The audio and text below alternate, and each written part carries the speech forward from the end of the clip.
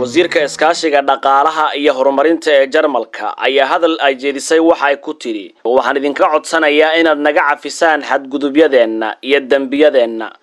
haddaysan jirin qoomamo iyo raali gelin ma dhici karto dib u heshiisiin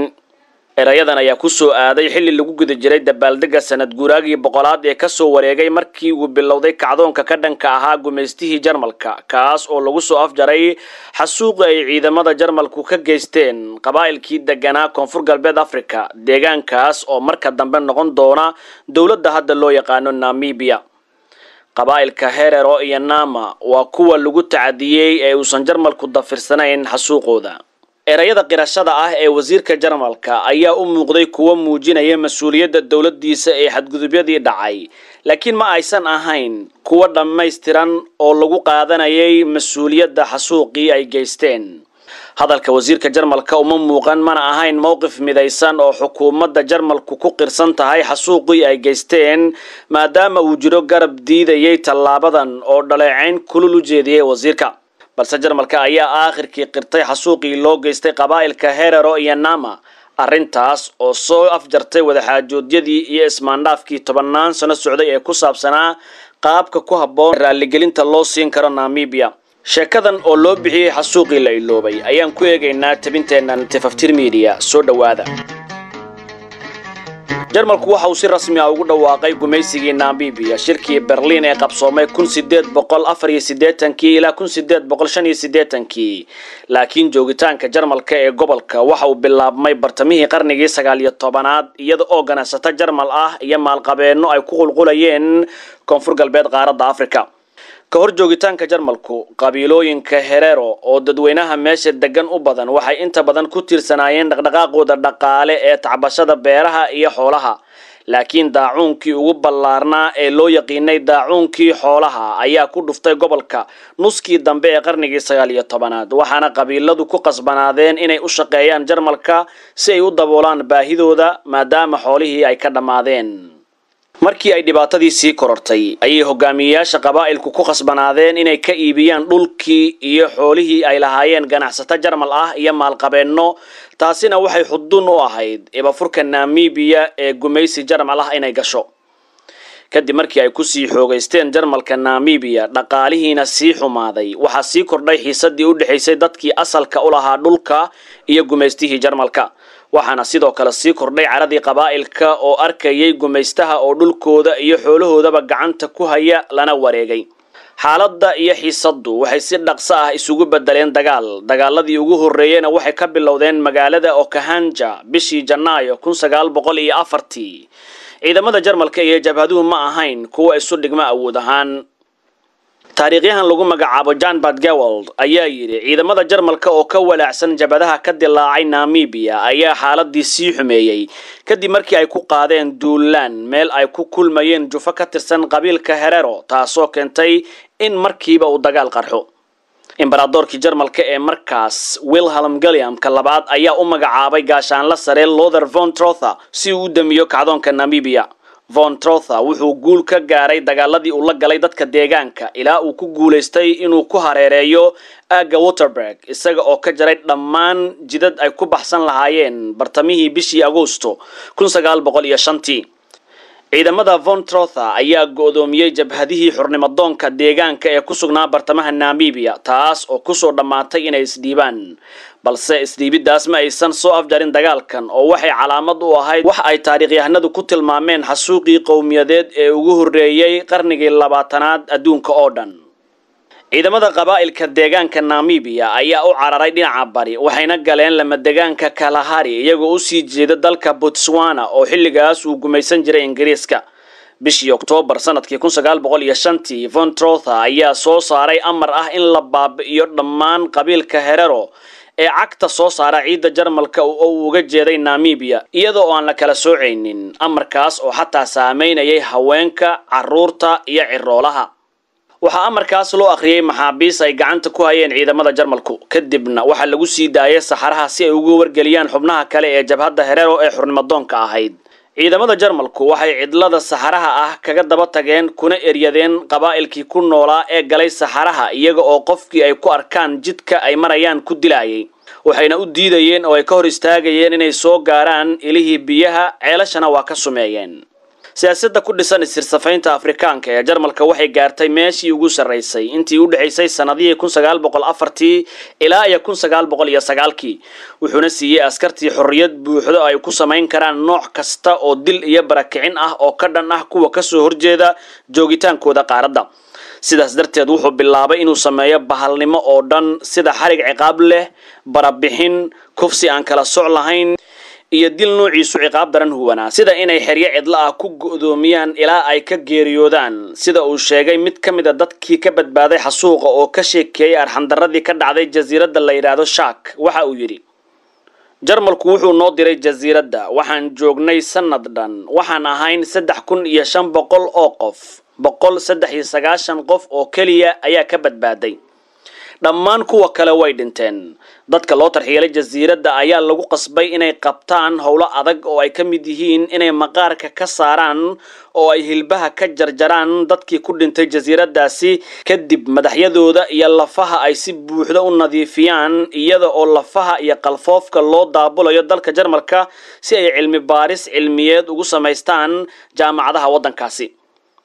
arrintu intaas kuma ekaanaysa saynisyahano ka tirsan jaamacadaha Jarmalka waxay lafahan iyo qalfoofkan u isticmaaleen tijaabooyin istirnacaybka duulaya.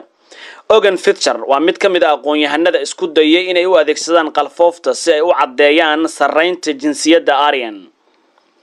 dhamaadkii 1905 cadaadis gudaha ah ayaa ku soo kordhay Jarmalka, kaasoo dalbanayay in la joojiyo dagaalkaas loona sameeyo siyaasado cusub oo u adeegaya danaha gumaysiga iyo dadka deegaanka, waaba haddii ay suuragal tahay. laakiin waxay ahayd bilowgii cutub cusub oo ku saabsan dhibaatada qabaa'ilka deegaanka. hogaamiyihii Jarmalka Bernhard von Bülow ayaa amar ku bixiyay in la sameeyo 5 xero. qabaa'ilkana waxaa loo wareejiyay xeryahaas, kuwaas oo furnaa ilaa bilowgii 1908. xaaladda nololeed ee halkaas ka jirta aad bay u liidatay, heerka dhimashaduna aad ayay u sareysay. kadib markii xeryaha la xiray, ugu yaraan 60,000 oo ka mid ah tirada 100,000 ahayd ee qabiilka Herero ayaa la dilay. sidoo kale 10,000 oo ka mid ah qabiilka Nama oo tiradoodu isna ahayd 20,000 ayaa ku baxay gacanta gumaystaha. dhamaadkii 1907 maamulka Jarmalku waxa uu soo saaray go'aan ka mamnuucaya dadka deegaanka inay lahaadaan dhul, xoolo iyo fardo. dadka deegaanka ee ka soo haray kuwii ay dileen waxa laga dhigay shaqaale u adeegaya danaha Jarmalka oo aan wax hantin karin. qoysaskii ugu badnaa ayaa u qaxay Koonfur Afrika si ay uga badbaadaan gaboodfalka Jarmalka.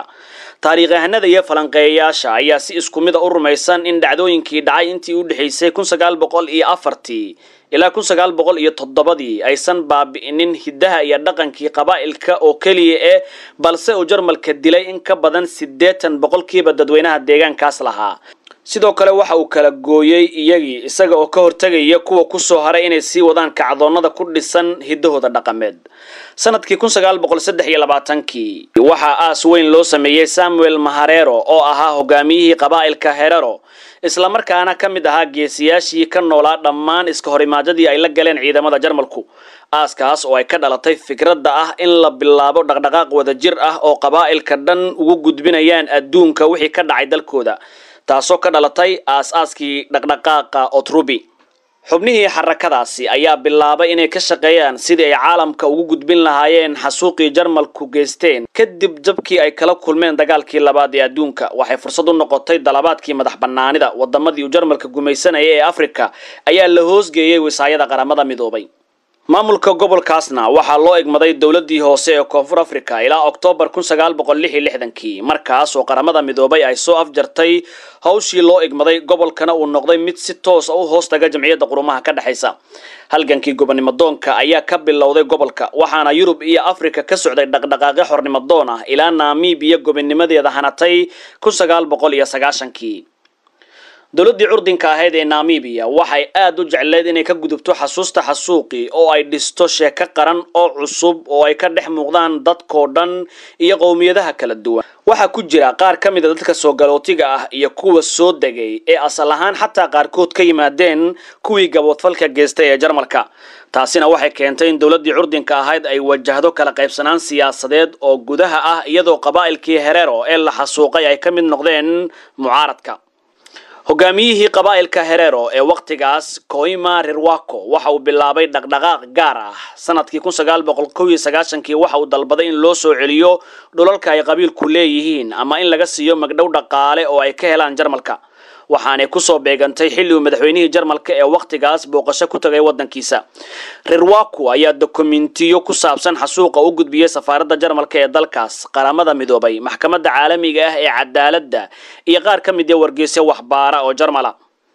markii laga jawaabi waayay dhaqdhaqaaqooda hogaamiye Rirwako isaga iyo xubnaha qabiilkiisu waxay isku dayeen inay dacwad ka dhanaa Jarmalka u gudbiyaan maxkamadda caalamiga ah ee cadaaladda ee ICJ sanadka markuu ahaa 1999 iyagoo ku eedeeyay Jarmalka xasuuq dacwadii ay geysteen maxkamadda ICJ uma aysan suuro galin inay ku helaan wax magdhow ah dadkii la xasuuqay maadaama xilligaas uusan jirin sharci caalami ah oo la xiriira xasuuqa maxkamaddu waxay ku jawaabtay in kaliya ay ka gar noqdo khilaafyada u dhaxeeya dalalka balse isku dayga ayaa ku guuleystay in dib loogu soo celiyo xusuusta xasuuqii waxaana soo jiidasho weyn ka heleen warbaahinta qaarkeed bishii September sanadkii 2001 kooxdu waxay u gudbisay maxkamad Mareykan ah dacwad cusub oo ka dhan ah dawladda Jarmalka iyo 3 shirkadood oo Jarmal ah oo xiriir la lahaa xilligii gumaysiga iyagoo ku eedeeyay xasuuq ku xadgudubka sharciga caalamiga ah adoonsi dambiye ka dhan ah bani'aadanimada iyo shaqaaleyn qasab ah kiiskaas laguma helin magdhow iyo xukun toona balse waxa ay mar kale kicisay ra'yiga dadweynaha Namibia taasoo keentay in dawladda iyo xisbiyada siyaasaddu ay ajandahooda ka dhigaan xasuuqa sanadka markuu ahaa 2002 waxa la bilaabay isu diyaarinta xuska boqol guuraaga xasuuqi waxaana la dhisay guddiye maxalli ah oo soo qaban qaabiya munaasabada oo ka hadlaya qaybtan taariikhda dalka oo soo bandhigaya warbaahinta caalamka iyo xitaa kaniisadaha arrintii waxay soo jiidatay indhaha warbaahinta adduunka taasoo keentay in wasiiradda Jarmalka ee horumarinta iyo arrimaha dhaqaalaha ay ka qayb gasho dabaaldega kana bixiso wixii dhacay raaligelin iyo qirasho mas'uuliyadda wadankeedu qaatay kadib labada dal ayaa si rasmi ah oo toos ah u bilaabay wada hadallo arrinta ku saabsan sanadkii 2015 halka qabaa'ilka maxalliga ah ay ku gacan saareen wax sifooyin ah oo ku saabsan dhacdooyinka oo aan ahayn kaliya ereyga xasuuq in loo adeegsado waxayna ku adkaysteen in Jarmalku bixiyo magdhow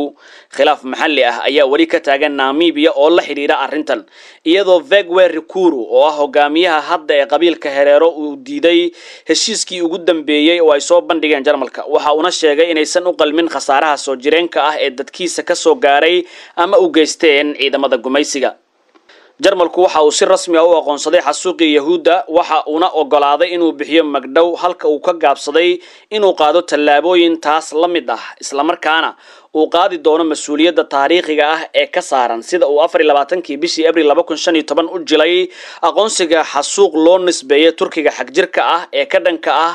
Armenia waxa loogu yeeray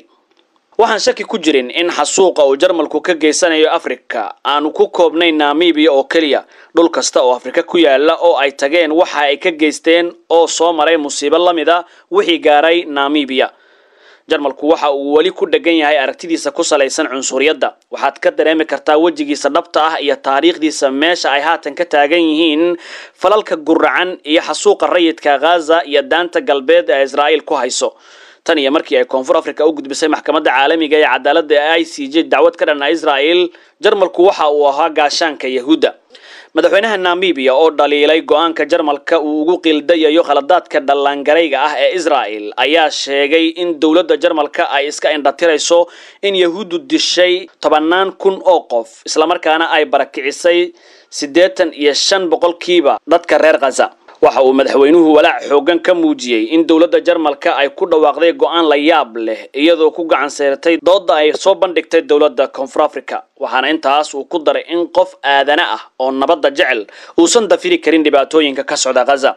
taariikhdu waa taxanan nololeed oo toolmoon iyo tacadiba yeelan karta Tafaftir Media intaas ayay ku hakinaysaa mawduucii aan ka soo qaadanay wadanka Namibia waqtigiina ayaad ku mahadsantihiin ha moogaanina inaad nagu soo biirtaan waa Abubakar Maxamed oo idin leh nabad iyo warsan